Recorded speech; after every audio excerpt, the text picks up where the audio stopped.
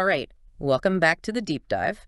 You know we're all about getting you up to speed quickly on the stuff that really matters, right? The big shifts that are happening globally. And well, there's a huge one underway right now. We're going deep on China and how it's becoming a tech superpower, like really fast. Yeah, and it's not just about, winning some kind of race. It's way bigger than that. This is about, like, the whole world changing, how things work, how things are gonna work. Totally. And to get our heads around this, we've been digging into, it's called Tecnologias Chineses que mudarão o mundo, which basically translates to Chinese technologies that will change the world. Catchy, right? Yeah, I mean, it's pretty straightforward, but it really lays things out, gives us a broad view of all the tech areas where China's not just playing the game, but like writing the rules. Exactly. So what we're going to do today, our mission, if you will, is to pull out the really important stuff from all this, make the connections clear and highlight those aha moments for you.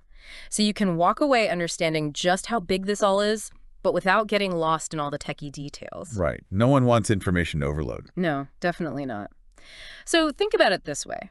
Have you ever, just sat back and wondered, how can one country move so fast in so many, like, cutting-edge areas all at once? That's the question, isn't it? It really is, and that's exactly what we're unpacking today. Okay, so where do we start? I mean, it's clear from these sources Yeah. that this isn't just happening by chance, right? There's a real plan here. Oh, yeah, for sure. One of the first things that jumps out, is just the scale of the money they're pouring into research and development, R&D. In 2022, it was $496.3 billion. Yeah. And that puts them right behind the US globally. But here's the thing. Think about a country like India, right? A major player. Their R&D spending that same year, get this, $2.4 billion. It's not even close. It's not.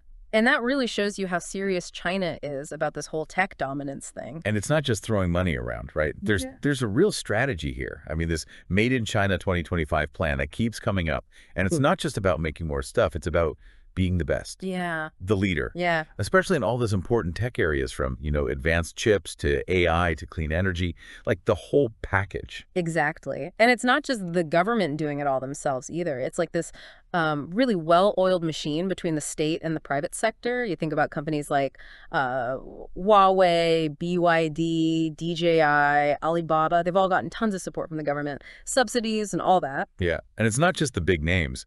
The government's actually like really nurturing all these deep tech startups too. The ones working on quantum computing, biotech, all that futuristic stuff.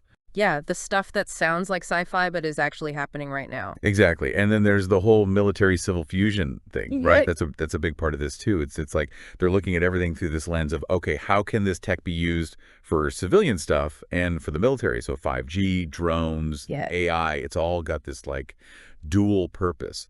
And the People's Liberation Army, they're working directly with these tech giants like the China Aerospace Science and Technology Corporation. It's really interesting how they're integrating everything. Super interesting. Okay, so we've got the vision, we've got the money, we've got this like public-private partnership thing going on. Now, let's dive into some specific tech areas and see what they're actually doing. I guess we can start with AI, artificial intelligence, and machine learning. Yeah. What stands out to you about China's AI game? Well, I mean, it's pretty clear from the document that they're leading the pack. They've got these huge companies, Baidu, Alibaba, Tencent, they call them BAT, and then there's SenseTime.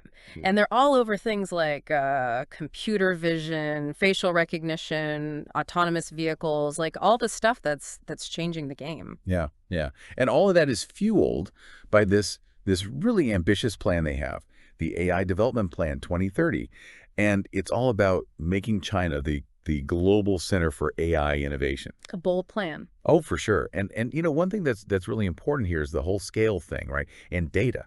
China has a massive population, which means they've got a ton of data. Yeah. And that's like the fuel for AI. It's what these algorithms need to learn and get better. So, I mean, their lead in stuff like facial recognition, it's a good example of that. They have a different like societal approach to data collection, how they use it. Right, right. It's a whole different conversation there. Let's move on to 5G and telecommunications. I mean, Yeah. one name that keeps popping up is Huawei. Yeah, no doubt about it. They're the dominant force in 5G infrastructure globally. They're not just building faster networks. They're building the foundation for these smart cities. With the Internet of Things, everything connected through 5G. Like, imagine traffic lights, public transportation, even your house, all talking to each other wirelessly in real time, making cities more efficient, more responsive. It's like something out of a movie. It is, right. But what's even crazier is they're already working on 6G. Like 5G is still barely rolled out in most of the world, and they're already on to the next thing. It's incredible. It's like they're playing a different game entirely. Okay, let's talk about clean energy and electric vehicles. I mean, this is huge for the planet, right? And China seems to be way ahead here too. Oh yeah, they're making serious moves. The numbers they're pretty mind-blowing actually. China's the biggest manufacturer of solar panels, lithium batteries, you name it. And that's thanks to companies like BYD, CATL. They're leading the charge. And that translates directly to EVs, electric vehicles. You see BYD, NIO, XPeng, these Chinese brands, they're selling like hotcakes, both inside China and increasingly globally. Yeah, I've seen those names popping up more and more. They're coming. And it's not just EVs and batteries, right? They're investing heavily in other clean tech too, green hydrogen, and even nuclear fusion. You know, they've got this artificial sun project, the East project, and they've made some incredible progress, like really fast. The whole project was done like 5 years, which is, you know, insane for something that complex. Yeah, 5 years is nothing for a project of that scale. And they've hit some major milestones too. Like in 2021, they got it up to 150 million degrees Celsius for like over a minute, 101 seconds, and even hotter in 2023, which is crucial for fusion, right? I mean, that's what's happening inside the sun, and that's how you unlock this clean energy source that could like power everything. They're even planning a prototype fusion power plant, CFETR, for like 2035. That's mind-blowing. I mean, the speed, the ambition, it's really impressive. It is. Okay, so let's jump to another big one. Supercomputing and quantum computing. This is like the really futuristic stuff. Yeah, the stuff that's hard to even wrap your head around. Yeah, totally. So they're definitely a major player in supercomputing. They've got some of the fastest computers in the world. The Sunway Taihu Light, Tiani, these are like serious machines. But their quantum computing work, that's really something else. They've got this satellite, the Mischief satellite, and it's all about quantum communication experiments. And then there's the Zhuangzi 2.1, their quantum computer. I mean, this is the next revolution in computing power and information security. It's a big deal. Yeah, it's like we're just scratching the surface of what quantum computing can do. I mean, it's hard to even imagine. Okay, let's move to something a little closer to home. FinTech, digital currency. This is stuff that affects us every day. They've been pioneers here. I mean, the digital yuan, the ECNY, is the first big central bank digital currency. That's huge. It could really change the way finance works globally.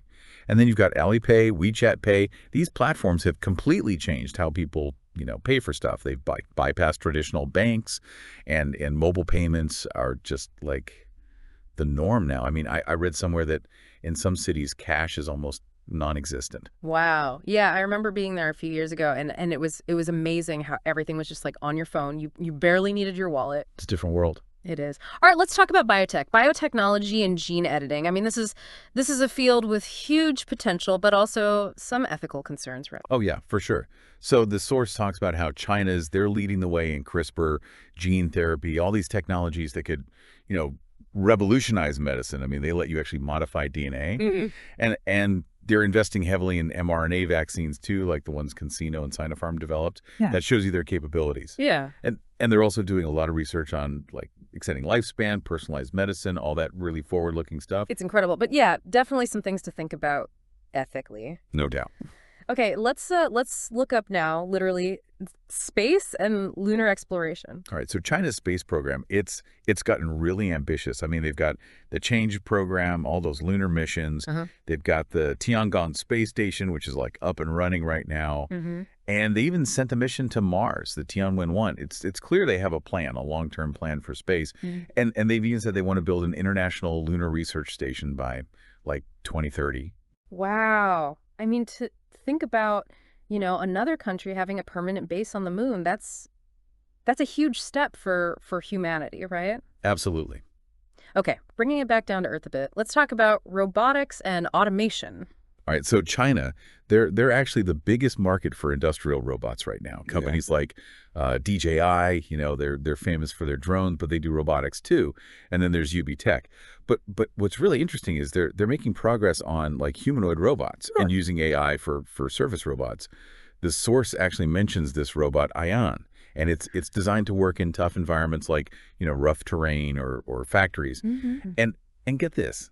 The government's planning to invest $100 billion to make China the leader in humanoid technology in the next 20 years. $100 billion. That's an insane amount of money. They're really betting big on this. They are. It's clear they see this as the future. It's kind of wild to think about.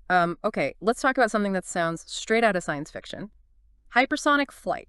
Okay, yeah. So they've developed this hypersonic flight tech that can go like Mach 6.56. That's insanely fast. And it's got implications for, both military and civilian stuff.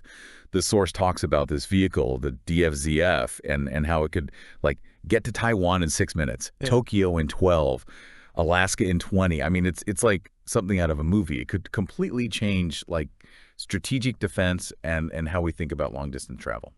That's mind-blowing. I mean, those speeds it's hard to even comprehend. It really is. All right, last but not least, let's talk about brain-computer interfaces, BCIs. This is getting into like really cutting-edge territory. Yeah, it is. So China's making some real progress here. They've got projects like the NIO BCI, and it's all about like controlling prosthetic limbs and stuff with your thoughts.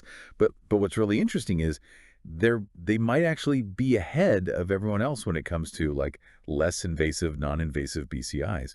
They even had this demonstration where a paraplegic patient was able to walk using an exoskeleton controlled by a Chinese BCI. It's pretty amazing. That's incredible. It sounds like they're really focused on like practical applications of this technology. Yeah, definitely. Okay, and I guess the last thing we should touch on is high-speed rail. Oh, yeah, of course. So China's already got the most extensive high-speed rail network in the world, but they're not stopping there. They've developed this new train, the CR450 bullet train, and it can go 450 kilometers per hour. And not only that, it's 20% more energy efficient, 12% lighter, and safer too. And they did all that in like 5 years. It's crazy how fast they can innovate. That's unbelievable. Okay, so it's clear that China's not just catching up anymore, right? They're leading in so many areas. So what does this all mean for the rest of the world? Like, what are the global implications? Well, I think the biggest takeaway is that this is a major shift in the balance of power, technologically speaking. We're already seeing a lot of countries relying on Chinese infrastructure, like, Huawei's 5G networks, BYD's electric vehicles, DJI's drones. And then you've got this tech war going on between the U.S. and China, and that's just accelerating China's push to be self-sufficient.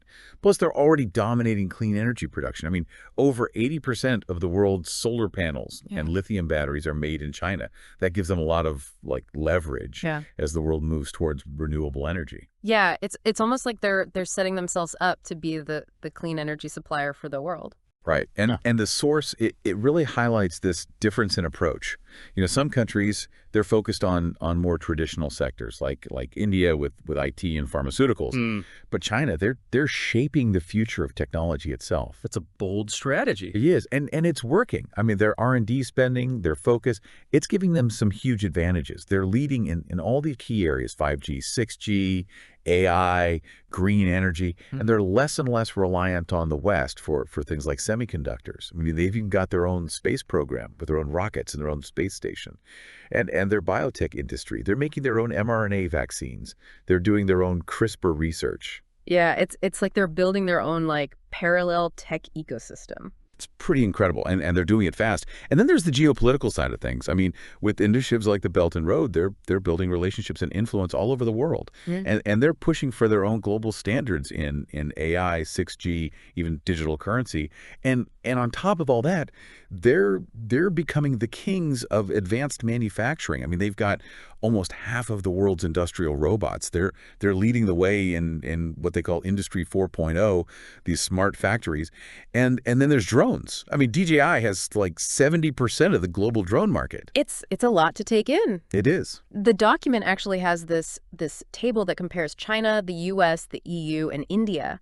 And it looks at like R&D spending, 5G, electric vehicles, AI, space programs. It's really eye-opening to see it all laid out like that. It really puts things into perspective. It does. So, I mean, given all this progress, what's the secret sauce? What's driving this incredible transformation? Well, the source highlights a few key things. First of all, it's leadership. They have this very clear long-term vision, and they're really committed to it, and they're not messing around with like vague ideas. They have these concrete plans like Made in China 2025, the AI Plan 2030. And those aren't just like slogans, they're blueprints with the specific goals and metrics. Yeah, it's like a military operation almost. They're laser focused. Exactly. And they're putting their money where their mouth is. I mean, the amount of money they're investing, it's unprecedented. Like $100 billion for humanoid robotics, $180 billion for 5G. That's serious commitment. Yeah, it's not just talk. They're backing it up. They are. And then there's the speed. They're able to like test and deploy new technologies so much faster than a lot of other countries. The regulatory process is more streamlined. So they can iterate, they can get things out there and see what works. Yeah, it's a much faster feedback loop. They're not bogged down in bureaucracy. And we can't forget about the talent pool, right? I mean, they've got millions of STEM graduates every year. Yeah. 4.7 million compared to like 568,000 in the US. That's a huge difference. Yeah, it's a whole army of engineers and scientists. Right. And then there's the culture. The source talks about this culture of discipline, collective effort. You know, they even have this thing called the 996 work culture, which is like working from 9 to 9, 6 days a week. It's intense. Yeah. But it shows their commitment. And they're able to like complete these huge projects like the Tiangong space station so quickly. Yeah, it's a different mentality. They're playing the long game. And patriotism plays a big role too. I mean, technological advancement, it's tied to this whole idea of national pride, this great rejuvenation narrative. And even the private companies, they buy into it. Yeah, it's like a collective mission. Exactly. And then there's another interesting thing. You know, when the West tries to like slow them down with sanctions and stuff, it actually seems to make them stronger. Like it just fuels their determination to be self-reliant. I mean, look at SMEC. They developed these 7-nanometer chips despite all the U.S. restrictions.